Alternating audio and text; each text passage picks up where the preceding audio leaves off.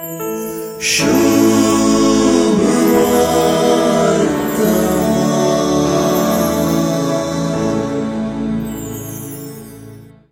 सुवार्ता sir वा अलंकारिक भास वा इंग्लिशान मेटाफर म्हणतात ते भाशेन बरून गेल्या.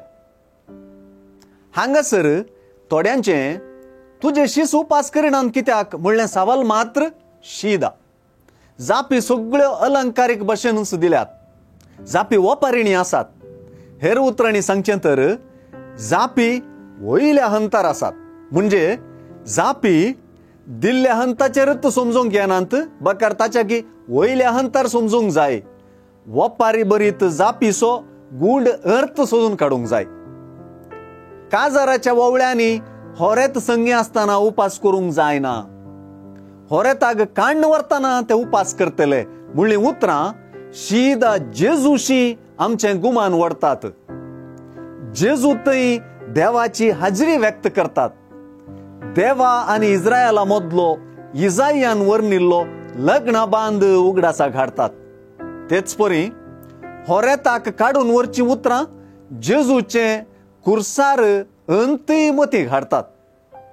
सा पावलूय कोरिंतांतले सभेक क्रिस्ताची होकल म्हणून वर्णिता. हे दिशेन जेजू आनी ताच्या पाटलावदारा मदलो संबंध कितल्या गुंडायेचो आनी खाशेलो म्हणलें हांगासर रुजू जाता. मुंदरून जेजूची शिकवण नवी, ताचें व्यक्तित्व आनी ताणें नियमशास्त्र आनी मलगड्यांचे संप्रदाय पळोवची रिती नवी.